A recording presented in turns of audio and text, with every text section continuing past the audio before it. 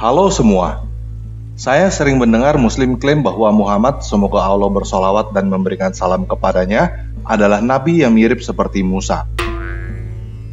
Kalau kita tanya kepada Muslim, kenapa klaim Muhammad, semoga Allah bersolawat dan memberikan salam kepadanya, adalah nabi yang mirip seperti Musa? Maka kurang lebih mereka akan memberikan 3 argumen ini. Yang pertama, Musa dan Muhammad sama-sama mendirikan agama. Yang kedua, Musa dan Muhammad sama-sama menikah. Yang ketiga, Musa dan Muhammad sama-sama berperang. Selain itu, ada alasan-alasan lain yang sangat dipaksakan, seperti berkata bahwa Muhammad, semoga Allah bersolawat dan memberikan salam kepadanya, adalah keturunan Ismail dan lain sebagainya. Nah, menurut saya sih, sebenarnya boleh-boleh aja teman-teman yang Muslim mengeluarkan argumentasi seperti itu. Karena setiap orang mempunyai hak asasi untuk mengeluarkan pendapat kan? Lagian, kalau dilihat sepintas memang benar. Musa dan Muhammad sama-sama mendirikan agama, sama-sama menikah, dan sama-sama berperang. Namun kalau kita menggunakan cara seperti itu, kita bisa berkata bahwa bajai adalah kendaraan yang mirip dengan Mercy. Yang pertama, sama-sama menggunakan roda. Yang kedua, sama-sama menggunakan mesin. Yang ketiga, sama-sama bisa mengantarkan orang sampai tujuan. Iya kan? Kalau teman-teman setuju bahwa bajai adalah kendaraan yang mirip Mercy, ya itu terserah teman-teman. Tetapi menurut saya sih, bajai tidak mirip dengan Mercy. Seorang pengguna bajai akan senang banget jika ada yang berkata bahwa bajai mirip dengan Mercy. Tetapi, seorang pengguna Mercy tidak akan pernah mau berkata bahwa bajai mirip dengan Mercy. Paham ya? Nah, karena kita sedang belajar cocokologi, jadi saya ingin memperkenalkan satu orang lagi yang menurut saya mirip dengan Nabi Muhammad, semoga Allah bersolawat dan memberikan salam kepadanya. Mungkin orang ini juga bisa dijadikan bahan klaim baru yang bisa dibanggakan dan digunakan oleh umat Muslim untuk membuktikan bahwa Muhammad, semoga Allah bersolawat dan memberikan salam kepadanya, adalah Nabi. Nah, siapakah dia? Simak video ini sampai habis ya.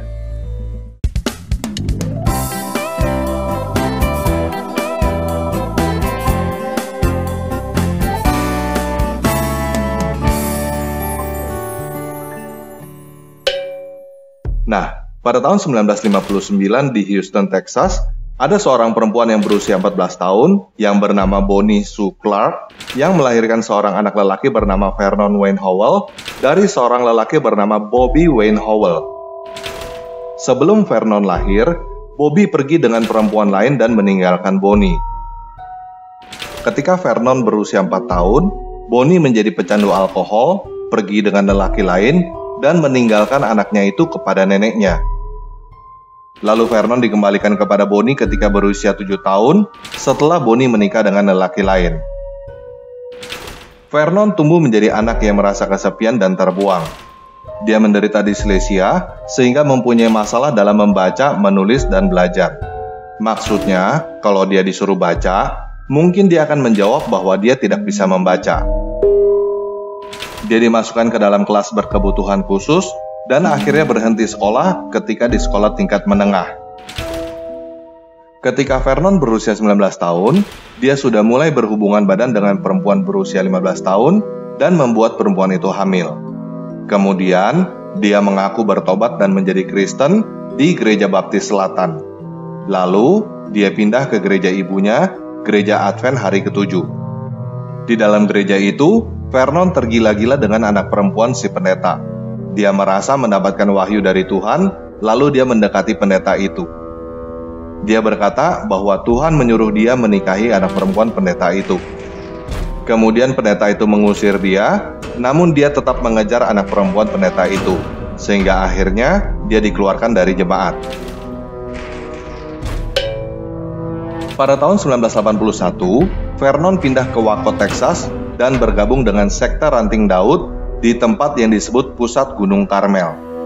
Ranting Daud adalah sekte yang didirikan oleh Benjamin Roden yang meninggal pada tahun 1978. Menurut David Thibodeau, Vernon yang pada saat itu berusia 22 tahun berhubungan dengan Louis Roden. Louis Roden adalah janda Benjamin Roden yang berusia 60 tahun. Vernon sering berkata bahwa dia akan mempunyai anak bersama Louis. Pada tahun 1983, Vernon mulai mengaku mendapatkan wahyu dan diizinkan oleh Louis untuk mengajar agama di dalam sekte. Vernon berseteru dengan anak Louis dari pernikahan sebelumnya yang bernama George Roden.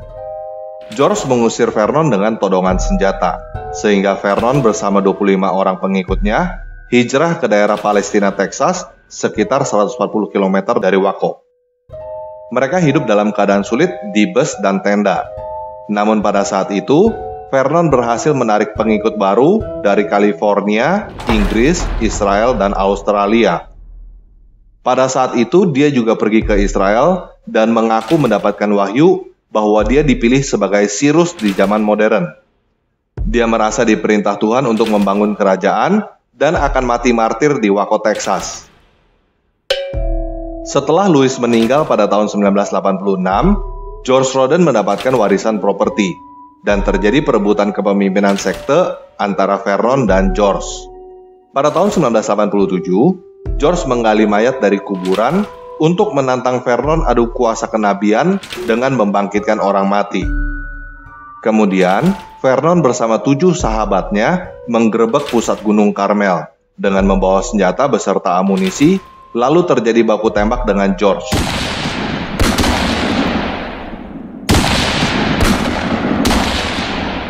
Ketika polisi datang, George sudah tertembak dan terjepit di balik pohon. Vernon ditangkap dan dituntut dengan pasal pencobaan pembunuhan.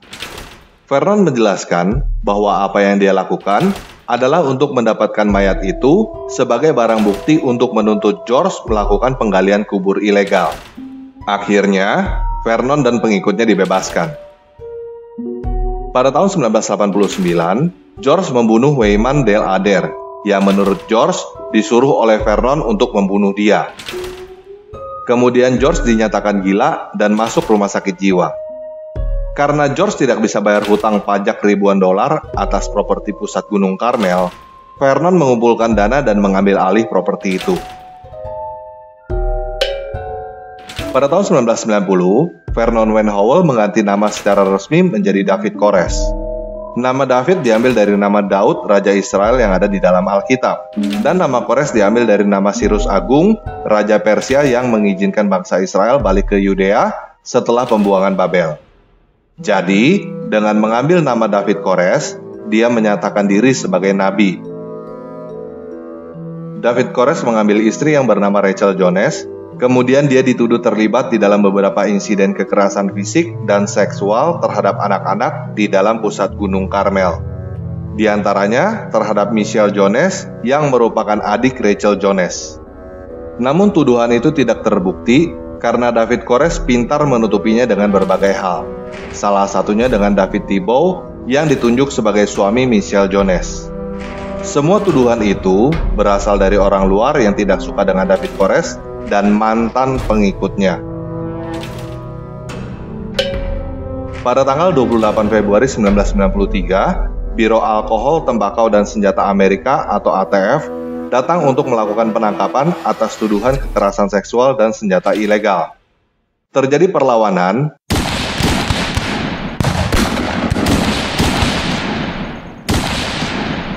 sehingga 4 orang agen ATF dan 6 orang pengikut David Kores meninggal. Setelah itu, FBI turun tangan dan terjadi pengepungan selama 51 hari. Pada tanggal 19 April 1993, FBI melancarkan serangan terakhir dengan menggunakan senjata berat dan kendaraan perang. Terjadi baku tembak,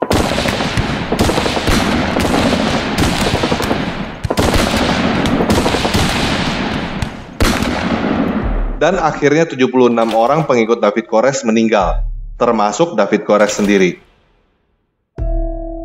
Pengikut David Kores yang selamat sampai saat ini masih ada, dan mereka benar-benar percaya bahwa David Kores adalah nabi terakhir. Mereka percaya bahwa suatu saat nanti David Kores akan bangkit dari kematian dan mendirikan kerajaan.